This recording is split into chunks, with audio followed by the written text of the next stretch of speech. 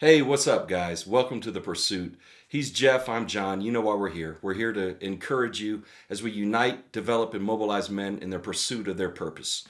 And today we're going to pick up where we left off in the last episode.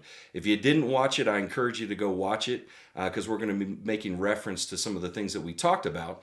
But we're going to continue our discussion about this thing that's over my left-hand shoulder here. Hutch, why don't you talk about what that is? You can buy it today for $19.99. This is actually my book. But act now. This is a book that I wrote, and this is honestly a little bit awkward for me because it feels a little bit self-serving, but It's all right. the point is, it's not about the book. It's about the message that's in the book that's so important because it's been so transformational for me. I can't speak for anybody else. It's been incredibly transformational. Well, talk to them real quick just to catch everyone up on sort of the outline, the high points of that book. What is it about? Highlights real quick is 12 years ago, my wife and I adopted our son from Colorado Springs. He was 6 years old. And this story is just about that journey. It's written in a novel format, and there's been so many incredible things that we've learned that I don't think we could have learned any other way. So. Yeah. And some of the things we learned, as we talked about last time, we got introduced to your mentor, Hank, and another really important character called the Orphan Spirit. And we talked quite a bit about that last time that we broadcast. And today we're going to continue that talk, but we're going to pick up in another scene because he took you to different places and kind of taught you some things about yourself. Really, or you thought originally it was about how to deal with your son through this deal, and you didn't realize he was holding a mirror up, did you? Pretty quickly, it became apparent that that's what God was trying to teach me for sure. So the second place he took you was something that is near and dear to both of our hearts, isn't it? It is. He took me to a football practice. As we've mentioned before, John and I both officiate college football, and one of the cool perks that we get to do throughout the season is we get to officiate Broncos practices and training camp, and so that's where this next scene kind of takes place, is at a Bronco practice. Yeah, and I, you and I have lived this scene multiple times. It feels like every time we see what we're about to talk about, it still takes me back a little bit. Like, it just kind of astonishes me because.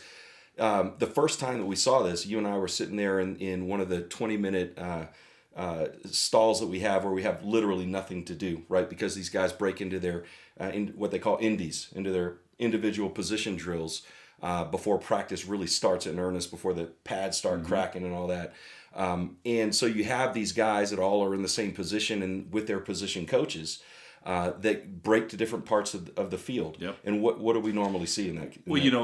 Naturally the place your eyes are typically drawn are to the, would you say, skilled athletes, although the offensive lineman and defensive lineman probably wouldn't be very happy with us referring to those other guys as skilled athletes, but because they are incredibly skilled athletes themselves, quite honestly. But one of my favorite places, one of our favorite places to kind of gravitate to is over to the linemen and watch how they operate and they function. It's incredible. On. Your favorite place, because that's the only place on the field where there are people as tall as you. That's true. Okay. I don't naturally gravitate. I think it's interesting, but talk to... So you spend time with the kickers? Oh, wow. He went there. He went there. Wow. No, awesome. Hutch. I gravitate toward the quarterbacks. And I speak from the quarterback's perspective. What I'm always astonished about is... And again, preseason, middle of the season, toward the end of the season, it's the same drills that they're running, and you might as well be in Pee Wee football practice. The position coaches over there with the quarterbacks, and they're all in unison, kind of dropping back into the pocket. They're setting up, and they're getting corrections on their stance and their feet, their alignment, their balance, so that they can deliver that perfect ball, right? Yep. But what about the linemen? It's crazy because you watch these guys. They're some of the greatest athletes on the planet. I'm convinced the offensive and defensive linemen are some of the greatest athletes on the planet.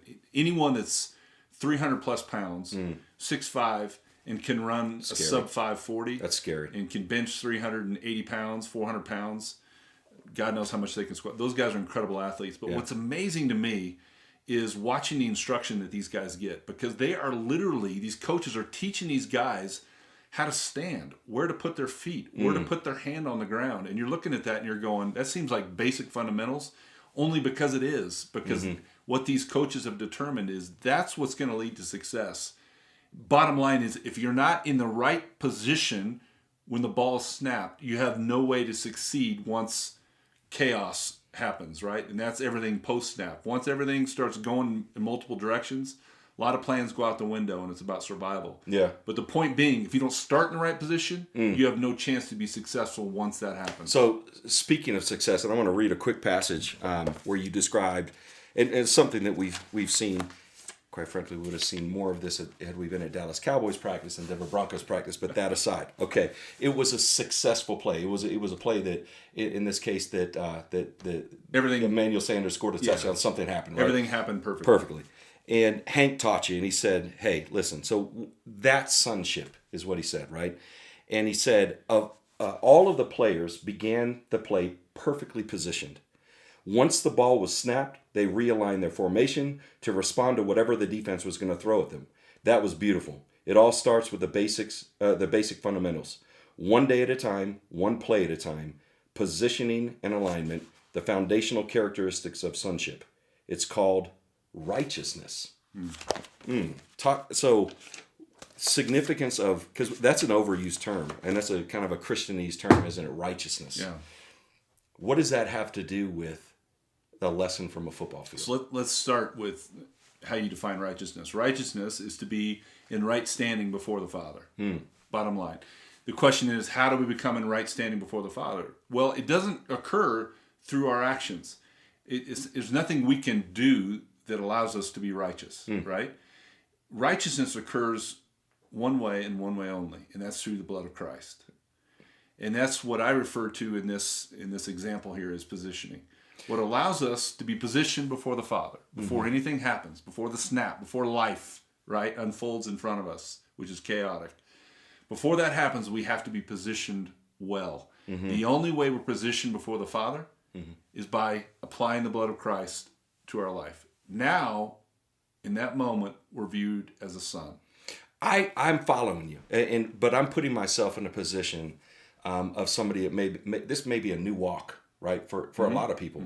And I'm discovering the further I get in this walk, the more that I need to continue to focus on my fundamentals. So I don't feel bad coming back to this. But when we talk about positioning and alignment, you said that Jesus' blood makes me righteous, and that may be a shock to a lot of people that says, I don't have to perform to earn the favor of the Father. I don't have to perform for him to call me righteous, that he sees his son in me and his son is perfect, so therefore he's made me righteous. Does that mean, now I'm an offensive tackle in practice, okay? Does that mean that I have no responsibility to execute that play? Does that mean that I can just kind of lollygag? And I mean, what does that mean? Well, that's why there's two pieces to righteousness. Okay. There's positioning and then there's alignment. The first thing we need to understand about positioning is that assumes that at some point we're out of position, right? And that out of positioning for us spiritually is when we're born into this world. Scripture says that we're all born separated from God, right? We're not in a relationship with our Heavenly Father. And what's required is for us to begin to walk into and receive that which God originally gave us, which was sonship, that was lost in the garden by Adam and Eve, right? And so we're all born orphans. We're all born orphans. We're all born out of position. And so what it requires us to do is first to get in position by accepting Christ. Now, the responsibility from that point is to remain aligned. So as back to football, we're positioned properly when the ball snapped. We got our feet in the right place. We got our hand in the right place. Our weight is evenly distributed. The guys on the field are in the proper places in order to accomplish that which the coach has already drawn up for them. Right? You can see the analogy here. Then what happens is chaos. The ball snapped. Now you have a defense. You have an opposition that's trying to come against you. Right? We know the analogy here in our walk, in our journey against the enemy. And so the question is, now that we have properly positioned ourselves to start the play, life unfolds. What do we then have to do? We have to react and realign. All within the context of the purpose of the play, right? So even though, like you said, chaos happens, I tend to think of the word unscripted, right? The intention of that play is not going to play out the way that the coach hopes that it's going to. It never works the way it's drawn up. Exactly. And so in that moment where it's unscripted, in that moment where chaos happens, how do you ensure that you stay aligned to the purpose of, hey, okay, in football terms, I still have even though that they're going to double team me on this play, I still have the responsibility of ensuring that the quarterback has a passing path over my right shoulder, because I know that the receiver is going to run a slant route. That's right. Right. So when chaos happens, how do we stay adjusted? So you talk about balance, you talk about feet, but tell me, just from a life perspective, now let's leave the football field and into life. What does that look like? Well, I can't step off the football field yet. Okay. Because I want to stay there for a second. All right. Because what allows that offensive lineman to execute when things fall apart in front of him, and now there's a double team, or now he's got two guys coming at him and he's having to occupy both of those guys, what's going to allow him to be successful is not his own individual talent and abilities. What's going to allow him to be successful is the fact that he's been coached well, and then he takes what he's been coached in and applies it in the moment.